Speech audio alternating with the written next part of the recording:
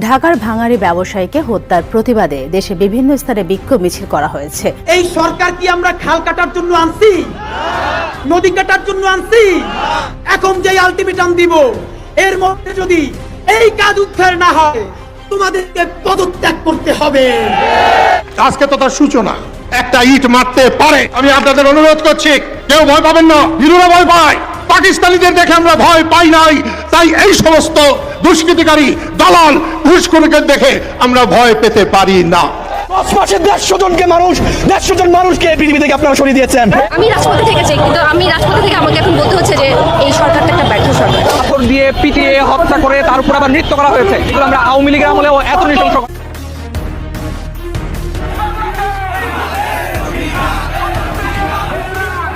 বর্তমান বাংলাদেশে চলছে মবের রাজনীতি। অন্তর্বর্তীকালীন সরকার ডক্টর ইউনূস ক্ষমতা আসার পর থেকে একের পর এক ধর্ষণ, গুম-খুন যেন নিত্যদিনের সঙ্গী। সম্প্রতি ঘটে যাওয়া মিটফোর্ড এলাকায় সোহাগ হত্যাকাণ্ডের ঘটনায় ইউনূসকে কঠিন হুঁশিয়ারি দিয়েছেন কাদের সিদ্দিকী। আজকে তো তার সূচনা। আমরা ইয়াহিয়া খানকে তাড়িয়েছিলাম, আমরা মুক্তিযুদ্ধে পাকিস্তান হানাদার বাহিনীকে তাড়িয়েছিলাম। আজকে যে অরাজকতা, দুর্নীতি চলছে, এটাকেও আমরা তাড়াতে পারবো ইনশাআল্লাহ। এছাড়া একের পর এক দেশে মব সৃষ্টি হয়। আগামী কয়েক মাসের মধ্যে জনগণ আওয়ামী লীগকে ফিরিয়ে আনতে রাজপথে আন্দোলন করবে। দেশের এই হত্যাকাণ্ড মবের দায় অন্তর্বর্তীকালীন সরকার এবং বিএনপিকে নিতে হবে, এমনই হুঁশিয়ারি দিয়েছেন বিভিন্ন রাজনৈতিক দলের নেতাকর্মীরা।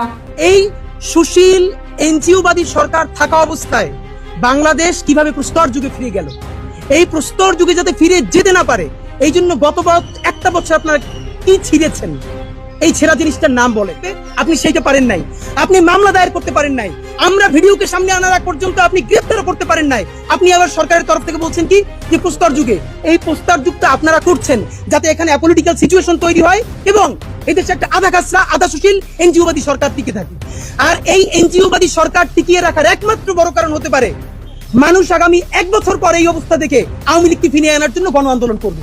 অপরদিকে এরূপ নৃশংস হত্যাকাণ্ডের ঘটনায় দেশের সাধারণ মানুষ থেকে শুরু করে সাধারণ শিক্ষার্থীরা হুঁশিয়ারি দিয়েছেন উপদেষ্টা পরিষদকে।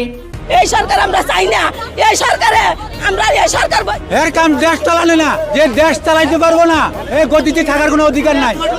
আমাদের আবেগকে চেতায়েন না, আমাদের এই আবেগ সন্ত্রাসীদের বিরুদ্ধে, চাঁদাবাজের বিরুদ্ধে, ফ্যাসিজমের বিরুদ্ধে। আপনি আপনার দল সামলান, না হয় এই ছাত্র জনতা এত কঠোরভাবে এমন পদক্ষেপ রুখে দিবে যে আপনারা পালানোর ঠাঁই পাবেন না। ইতিমধ্যে বুঝতেই পারছেন আজকের খবরটি কতটা গুরুত্বপূর্ণ একটি খবর। বন্ধুরা চলুন ভিডিওতে আজকে আর বেশি কথা বাড়াবো না, সরাসরি আজকে আমরা চলে যাব মূল ভিডিওতে। আর সেখানে আজকে আমরা দেখব আজকের খবরের বিস্তারিত। নিরাপদ লোক থাকে আর আমি যদি নিরাপদ না থাকি, তাইলে আমার এরকম ভাবে ইউনিফর্মধারী লোকের দরকার কি? যেখানে মানুষের জীবন মরণের ব্যবস্থা, সেই জন্য সিকিউরিটি দ্য ফার্স্ট কনসার্ন। আমি এখানে আসার পর থেকে পুরো হসপিটাল সিসিটিভি নেটওয়ার্কে আনার জন্য ব্যবস্থা নেওয়া হয়েছে। কেউ যেন কুচুকরি মহল যেন ভোলাবাড়িতে মাছ শিকার না করতে পারে। এই ঘটনার জন্য আমরা যারা বিভিন্ন দায়িত্বশীল মানুষ ছিল, আমরা প্রচণ্ড রকমভাবে এই ভয়ঙ্কর ঘটনাকে নিন্দা জানাচ্ছি। এবং সেই জন্য আমি বলেছি যে আমার এখানে পেশাগত লোক যারা ছিলেন আনসার বাহিনীর, আপনাদের কেন ব্যর্থতা আসছে, সেই জন্য তাদেরকে আমরা বিচারের সম্মুখীন করেছি এবং সেই বিচার অলরেডি তারা শুরু হয়েছে।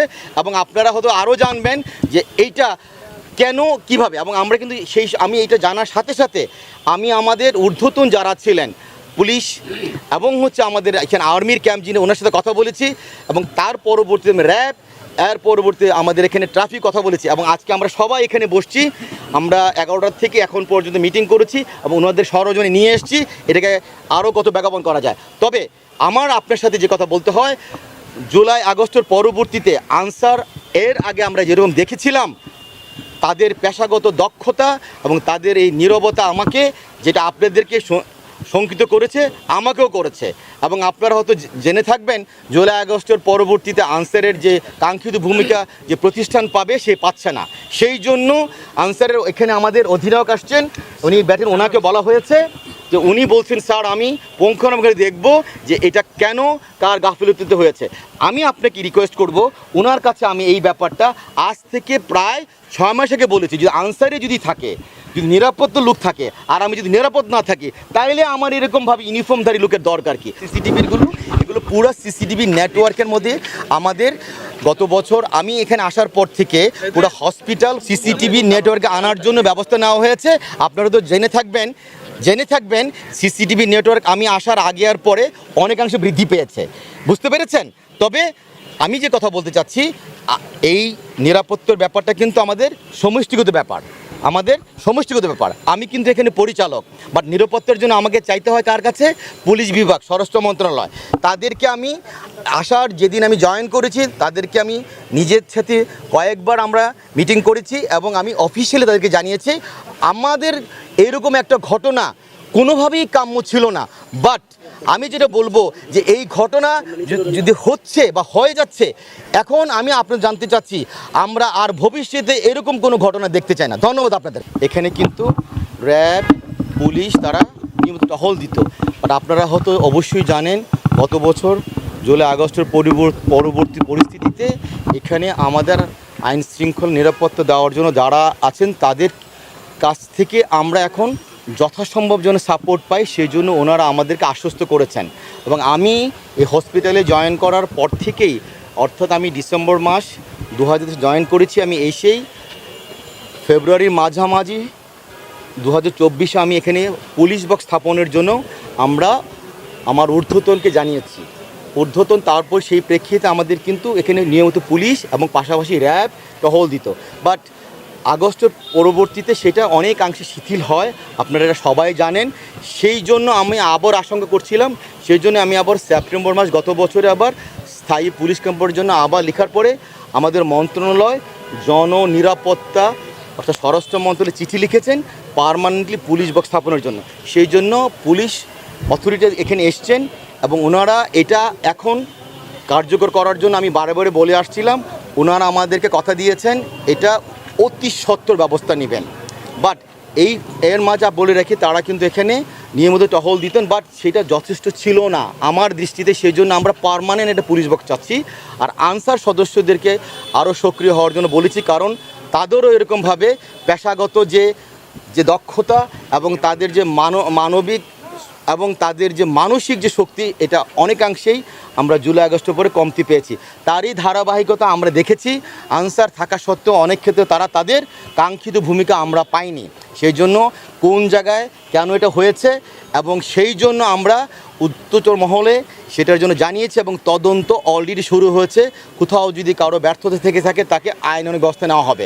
এর মধ্যেই যারা এরকম দায়িত্ব পালনে অবহেলা করেছে তাদের ব্যাপারে ব্যবস্থা জোন অধিনায়ক নিচ্ছেন। আমার আপনার কাছে হলো এইটা সিকিউরিটি, কিন্তু এটা একটা সার্বিক ব্যবস্থাপনা।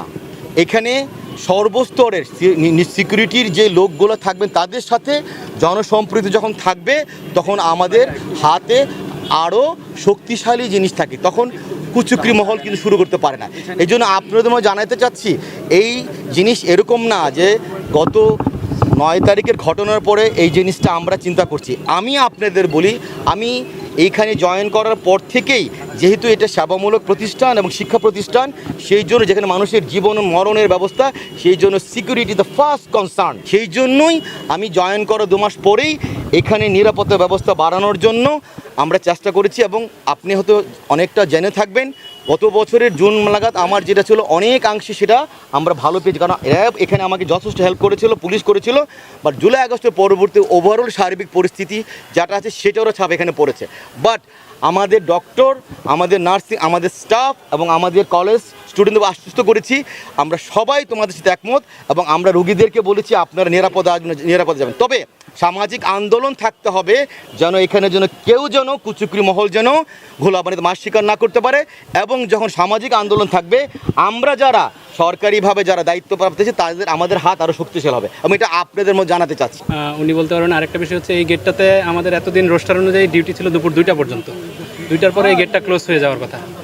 এটা যদি কোনো আনসারের ব্যর্থতায় ক্লোজ হয়ে থাকে বা কোনো ব্যর্থতা থাকে সেটা আমি আমার ঊর্ধ্বতন কর্তৃপক্ষে জানিয়েছি। আমি একজন থানা অফিসার, আমার যারা উপরে আছে তাদেরকে আমি জানিয়েছি। তারা সব কিছু বিচার বিশ্লেষণ করে ব্যবস্থা নেওয়ার চেষ্টা চালাচ্ছে।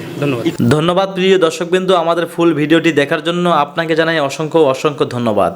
তো বন্ধুরা, আজকের এই নিউজটি দেখে আপনাদের কি মতামত অবশ্যই কমেন্ট বক্সে কমেন্ট করতে ভুলবেন না। আর হ্যাঁ, এমন নিত্য নতুন আপডেট খবর সবার আগে পেতে চাইলে এখনই আমাদের এই পিচ্চি সাকিব ইউটিউব চ্যানেলটি সাবস্ক্রাইব করুন। ধন্যবাদ।